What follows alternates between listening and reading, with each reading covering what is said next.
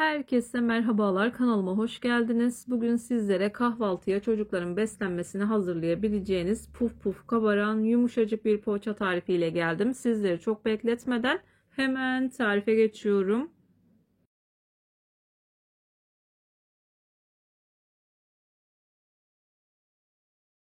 Tarifim için ilk olarak yoğurma kabına bir paket instant maya, 1 yemek kaşığı toz şeker, 1 bardak ılık süt, 1 bardak ılık su. Suyun ve sütün ılık olmasına dikkat edin. Çırpıcı yardımı ile maya ve şeker tamamen eriyinceye kadar karıştırıyorum. İyice karıştırdıktan sonra yarım bardaktan bir parmak daha fazla olacak şekilde sıvı yağ ekledim.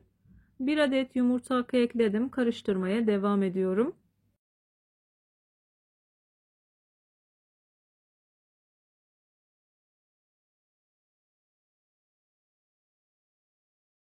Göz kararı olacak şekilde yaklaşık 2 bardak kadar un ekledim. Unun üzerine 1 tatlı kaşığı kadar da tuzumu ekleyip yavaş yavaş hamurumu yoğurmaya başlıyorum.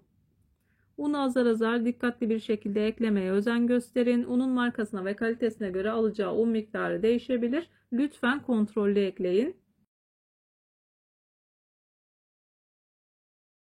İlk etapta yoğunlaşıncaya kadar spatula yardımıyla karıştırıyorum. Hamur yoğunlaşmaya başladıktan sonra spatulayı çıkartıp elimle yoğurmaya devam ediyorum.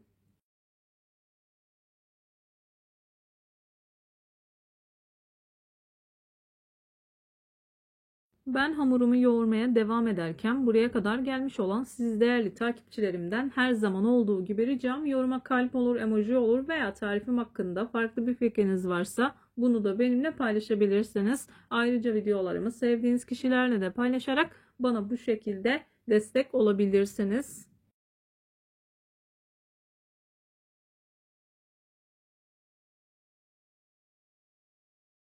Hamur yoğunlaşmaya başladı. Çok da yoğunlaştırmadan bu aşamada spatulayı çıkartıyorum. Yavaş yavaş un ekleyerek hamurumu toparlıyorum. Oldukça yumuşak bir hamur olması gerekiyor. Sona doğru artık hamur elinizi bıraktığı zaman bardağın dibinde ister istemez biraz sıvı yağ toplanıyor. O sıvı yağını da hamurun üzerine gezdirip hamuru toparlıyorum. Çok fazla un eklemesi yapmamak için.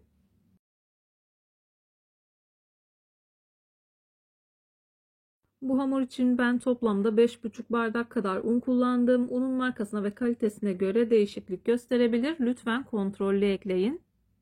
Videolarımda yapmış olduğum tariflerin elimden geldiği kadarıyla püf noktalarını vermeye çalışıyorum. Ama yine de aklınıza takılan herhangi bir şey olursa yorumlara yazarsanız gördüğüm zaman sizlere dönüş sağlarım. Yine aynı zamanda videonun altındaki açıklama kısmına malzeme listesini tam not olarak ekleyeceğim.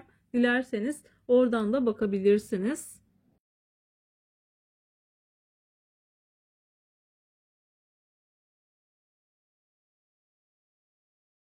Bardağın dibinde toplanan yağı da ekledim. Şöyle bir toparlıyorum. Üzerini kapatıyorum. Yaklaşık 1 saat kadar mayalandırdım.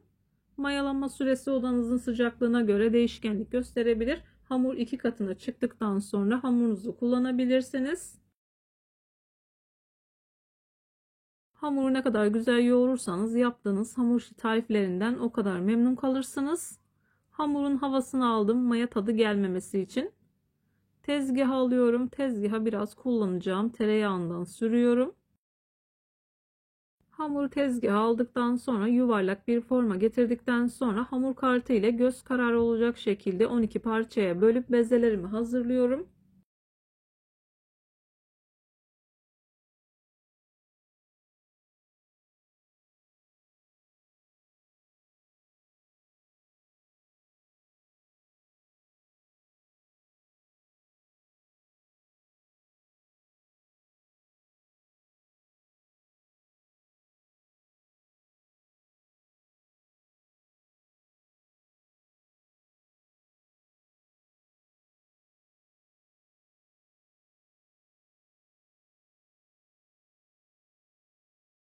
Bezeleri eşit bir şekilde hazırlamak için büyük parçalardan küçük parçalara ek yaparak hepsini eşitliyorum.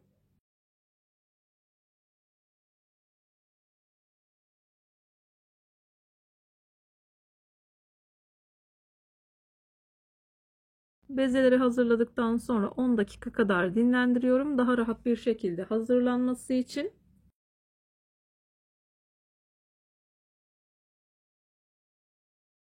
Bezeleri dinlendirdim. İlk hazırlamış olduğum bezeden başlayarak hazırlıyorum.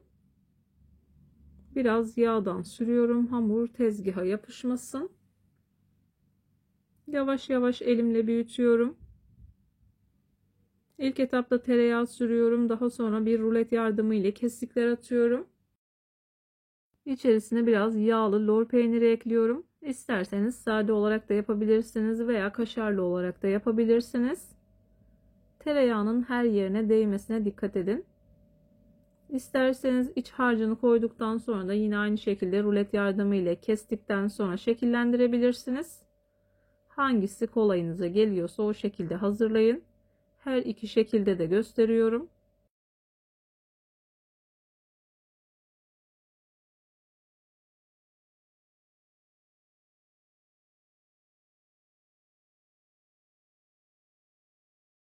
Tam da bu aşamada belirtmek istiyorum. Birçok hamur işi tarifine kanalımdan ulaşabilirsiniz. Kete tarifleri, baklava tarifleri, su böreği tarifleri, mantı tarifleri, çok sevilen, çok beğenilen içli köfte tariflerime de yine kanalımdan ulaşabilirsiniz. Tariflerimi gönül rahatlığı ile deneyebilirsiniz. Beğenmediğim, defalarca kez uygulamadığım hiçbir tarifi kanalımda yayınlamıyorum.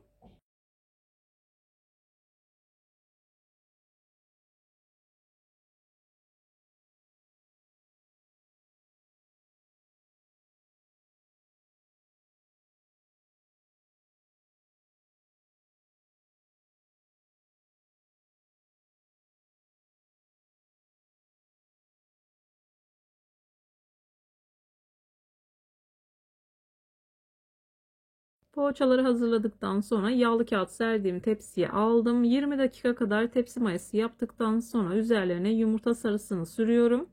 Önceden ısıtılmış 170 derecelik fırında altı üstü güzelce kızarıncaya kadar poğaçalarımı pişirdim.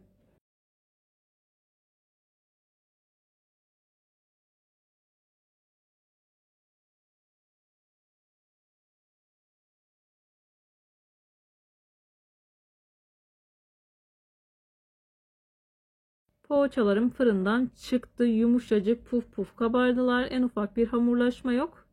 Bir videonun bir tarifin daha sonuna geldim. Umarım tarifimi beğenmişsinizdir. Tarifimi beğendiyseniz beğenmeyi, kanalıma hala abone değilseniz kanalıma abone olmayı, bildirim zilini açmayı lütfen unutmayın. Hoşça kalın. Allah'a emanet olun.